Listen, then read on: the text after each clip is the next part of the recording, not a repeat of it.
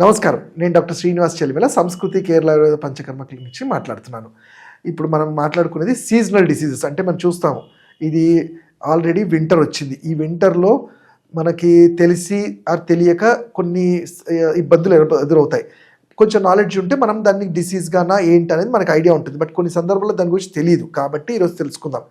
మేజర్గా మనకి వింటర్లో చూసేది ఏంటంటే స్కిన్ డ్రై అయిపోవడం, వింటర్ పెయిన్స్ అంటాం. అంటే చలికాలం అనగానే అబ్బా నాకు నొప్పులు వచ్చాయి అంటాము, అని చాలా లైట్గా కూడా తీసుకుంటారు. ఇంకా చలికాలం అయిపోయిన తర్వాత తగ్గిపోతాయేమో అని. ఇది నిజంగా అంత ఈజీగా తీసుకునేది కాదు. ఈ సీజన్లో వాటిని మనం కంట్రోల్ చేయకపోతే అది ఇంకా మేనిఫెస్ట్ ముదిరి వేరే ఇతరత్ర ప్రాబ్లమ్స్కి క్రియేట్ అవుతాయి. ఎందుకంటే ఎస్పెషల్లీ జాయింట్సే మీరు చూసుకుంటే, ఎందుకంటే ఈ శీతాకాలం చలికాలంలో కండరాలన్నీ స్టిఫ్ అయిపోవడం చూస్తుంటాం. మామూలుగానే అందరికీ అవుతాయి. ఆల్రెడీ ఈ టెండెన్సీ వాత శరీరం ఉన్న వాళ్ళలో కండరాలు వీక్ అయినప్పుడు, స్టిఫ్ అయినప్పుడు ఈ ఎముక అనేది దానికి కావాల్సిన పోషణ, దానికి కావాల్సిన మొబిలిటీ చేసుకోలేక అరగడం స్టార్ట్ అవుతుంది. ఎండాకాలం వచ్చేసరికి, అంటే 3-6 నెలలు వచ్చేసరికి జరగాల్సిన డ్యామేజ్ జరిగిపోతుంది. కాబట్టి మనము ఇంత ఈజీగా తీసుకునేది కాదు. ఈ సీజన్లో నొప్పులుంటే ఏం కాదులే అనుకోవడానికి లేదు. ఈ సీజన్లో ఉన్నప్పుడు ఈ సీజన్లోనే ట్రీట్మెంట్ చేయాలి. అలానే శ్వాసగత సంబంధిత వ్యాధులు అంటాము. అంటే లంగ్స్లో, అంటే మీరు చూసుకుంటే ఆదాన కాలము మనం అంటే ఆయుర్వేదంలో 2 విధాలుగా చూస్తాము. ఈ టైంలో ఇమ్యూనిటీ అనేది మన వీక్గా ఉంటుంది. ఈ చలికాలం కానీ వర్షాకాలంలో మన శరీరంలో న్యాచురల్గానే ఇమ్యూనిటీ అనేది వీక్ ఉంటుంది. కొంచెం సమ్మర్ ఆ టైంలో ఇమ్యూనిటీ పెరుగుతుంది. మరి ఇమ్యూనిటీ తగ్గినప్పుడు ఏంటి, మనం తీసుకునే ఫుడ్ కూడా మందగిస్తుంటుంది. అని తీసుకునే ఫుడ్ మనకి చలికాలంలో ఆల్రెడీ చలిగా ఉంది, ఆ ఫుడ్ని మనము ఫ్రెష్గా ఫుడ్ తీసుకోకుండా పొద్దున్నే సాయంత్రము ఇలా బయట ఫుడ్స్ మీద డిపెండ్ అయినప్పుడు ఇంకా ఇమ్యూనిటీ మీద ఎఫెక్ట్ పడుతుంది. అంటే మన జఠరాగ్ని, మన అగ్ని అనేది కొంచెం మందగిస్తుంది. ఆ టైంలో దాన్ని ఉత్తేజించే లైక్ సూప్స్ లాంటి వెజిటబుల్ సూప్స్ కానీ, నాన్ వెజిటేరియన్ అయితే నాన్ వెజ్ సూప్స్ కానివ్వండి, 3 to 4 times తక్కువగా ఉండే మీల్స్ లాంటిది ఫుడ్ని, అంటే ఫ్రీక్వెంట్ మీల్స్ అంటాం, ఇలాంటివి చేయటం వల్ల హాట్గా వేడిగా ఉన్న ఫుడ్ పదార్థాలు తీసుకోవటం వల్ల ఇమ్యూనిటీని మనము బ్యాలెన్స్ చేయగలుగుతాం. అలానే మెయిన్గా మనం ఎక్సర్సైజ్ అంటాం, వర్కౌట్స్ అనేవి ఈ సీజన్లో చలికి చాలామంది పొద్దున్న చలి ఉంది ఏం వెళ్తాము, మళ్ళీ వాతం పెరుగుతుంది అనుకుంటారు. కొన్ని ప్రికాషన్స్ తీసుకొని, అంటే చెవుకి కొంచెం కాటన్ లాంటిది కానీ చెవుని కవర్ చేసుకొని, స్వెటర్స్ లాంటివి బాడీని కవర్ చేసుకొని మనము మార్నింగ్ 4-5కి కాకపోయినా 6 to 7 ఆ టైంలో 7 నుంచి 7:30 కూడా ఎక్సర్సైజెస్ చేయటం వల్ల రక్త ప్రసరణ అనేది ప్రాపర్గా సర్క్యులేట్ అవుతూ ఉంటుంది.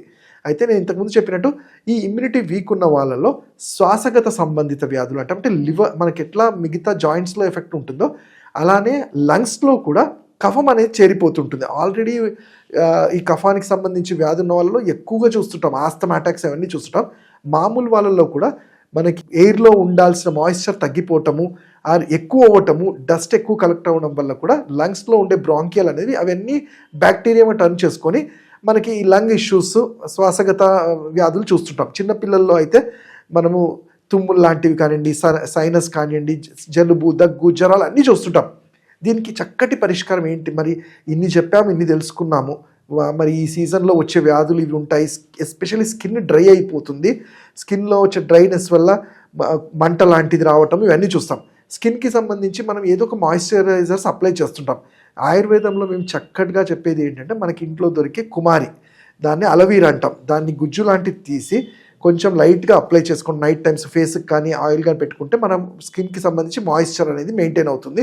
ఇది కాకపోతే మార్కెట్లో దొరికే ఆల్మండ్ ఆయిల్ అని దొరుకుతుంది.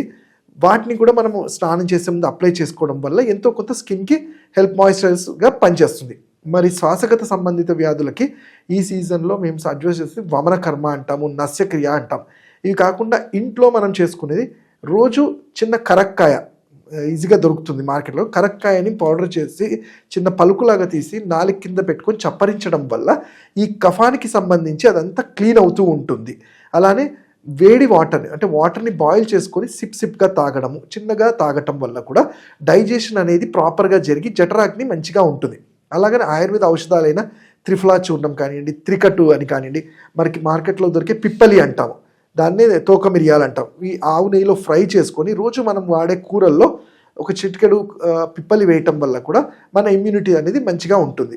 మోకాళ్ళకు సంబంధించి జాయింట్ పెయిన్ సంబంధించిన వాళ్ళకి సింపుల్గా నువ్వుల నూనెలో కర్పూరాన్ని బాయిల్ చేసి వేసుకొని రోజు ఉదయాన్నే మీకు వీలైనప్పుడు కొన్ని జాయింట్స్లో అప్లై చేసి స్ట్రెచింగ్ ఎక్సర్సైజెస్ లాంటివి చేసుకొని ఒక అరగంట తర్వాత వేడి నీళ్ళతో స్నానం చేయటం వల్ల ఈ కండరాల్లో పేరుకున్న స్టిఫ్నెస్, ఆ గట్టితనము, డ్రైనెస్ అంతా కూడా రిలీవ్ అయ్యి ఫ్రీనెస్ ఉంటుంది.